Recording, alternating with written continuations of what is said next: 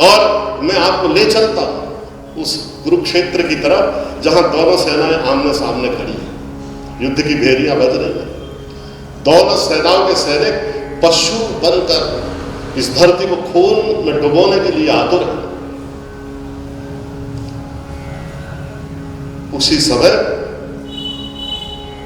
कृष्ण रथ लेकर कुरुक्षेत्र में अर्जुन को कौरवों की सेना के सामने लेकर आ गए।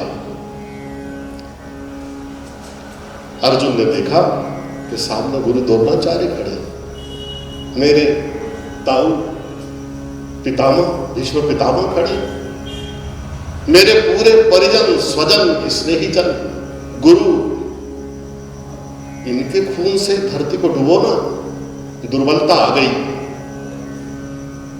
शस्त्र छूटकर हाथ से गिर गए। कृष्ण ने देखा कि अरे ये तो समय से पहले मैं अर्जुन को कुरुक्षेत्र में लेकर आ गया, ये तो तैयारी नहीं है। तब गीता का पहला संदेश कृष्ण के श्रीमुख से निस्सृत हुआ। भगवान ने पूरी भाषा बदल दी। पहले कृष्ण को अपने विश्वास में लिया, अपने नजदीक लाए और पूरे संदेश में किस जो अर्जुन के निज स्वरूप का बोध कराया, अपना विराट रूप दिखाया। फिर जब देखा कि अर्जुन अब युद्ध करने के लिए तैयार है, तो कहा युद्धस्य विक्तज्वरः, तो विकारहीन होकर युद्ध कर। और सबसे मजे की बात तो यह है कि जब कृष्ण भगवान ने अपना विराट रूप दिखाया और उसमें अर्जुन ने यह देखा कि पूरे मरे पड़े,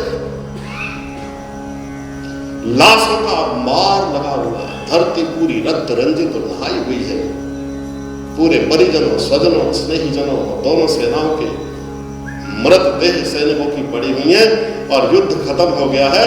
और पांचों भाई घुटने घुटने तक रक्त मांस और मज्जा में सने हुए कुरुक्षेत्र के युद्ध के विजय उल्लास को लेकर बाहर निकल गए। ऊपर से नीचे तक कांप गया, पसीना आ गया। कहने लगा भगवान मुझे अखीरा प्रश्न करना है। तो कृष्ण ने कहा अभी कुछ प्रश्न बचे? तो कहा एक बात और पूछना है। कहा पूछो। कहा कि जब वही मर गए हैं जिन्हें मुझे दिखाना था कि मेरे पास सैनिक है, मेरे पास फौजें हैं, मेरे पास सिंहासन है, मेरे पास महल है, मेरे पास रुतबा है, मेरे पास यश कीर्ति और सम्मान है, जब वही मर गए तो मैं किसको दिखाऊंगा ये राज्य? ऐसा राज्य लेकर मैं क्या करूंगा? तब फिर कृष्ण भगवान ने कहा यस्य सर्वे समारंभाः काम संकल्प वर्जिता ज्ञानाग्निदग्ध कर्माणं तमाहुः पंडितम् बुधा। कहा अंत में व्यक्ति के जीवन में ज्ञान की अग्नि में सारे कर्म जलकर राख हो जाते हैं। इसलिए ज्ञानी तुझे इसके बाद शासन नहीं करना, तुझे फौजों का संचालन नहीं करना, यश और कीर्ति की कामना में डूबे नहीं रहना। क्योंकि यश कीर्ति की कामना तो ऐसी है कि व्यक्ति एक बार उस दौड़ में शामिल हो जाए तो वापस नहीं लौट पाता। सबको एक कहानी याद है कि एक राजा ने अपने लोगों से कहा कि जाओ शाम तक दौड़ो और दौड़ते दौड़ते दौड़ते दौड़ते सूर्यास्त तक लौटे आओगे तो वो जमीन तुम्हारी। लोग दौड़े, जब दौड़े तो पीछे देखा कि अभी तो थोड़ी सी है, थोड़ा और जमीन ले ले, और दौड़े और दौड़े, फिर देखा कि अभी तो सूर्य बीच में है, थोड़ी और जमीन ले ले, और दौड़े और दौड़े। लेकिन आदमी की सबसे बड़ी समस्या ये है कि वो लौट नहीं पाता सूर्यास्त के पहले।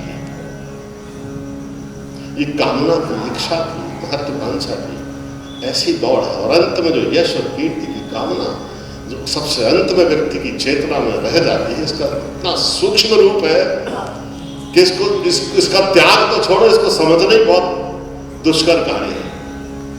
और इसलिए भगवान ने कहा, जब गीता शुरू हुई तो भगवान ने अर्जुन से कहा कि कि हे मित्र, हे सखा, हे महाभाव, हे भारत, हे धनंजय, तू मुझे प्रिय है इसलिए तुझसे ही ये बात कह रहा हूं। तू ये मत समझ कि तू ही पहली बार सुन रहा है या मैं ही पहली बार कह रहा हूं। इसके पहले अनंत अनंत लोगों ने अनंत अनंत लोगों से अनंत अनंत बार इस सत्य का उद्घाटन किया है जो मैं तुझसे कह रहा हूं। और जो मैं तुझसे कह रहा हूं, मैंने कल्प के आदि में सूर्य से इस सत्य का उद्घाटन किया। सूर्य ने इक्ष्वाकु से, इक्ष्वाकु ने मनु से, मनु ने अपने शिष्य से,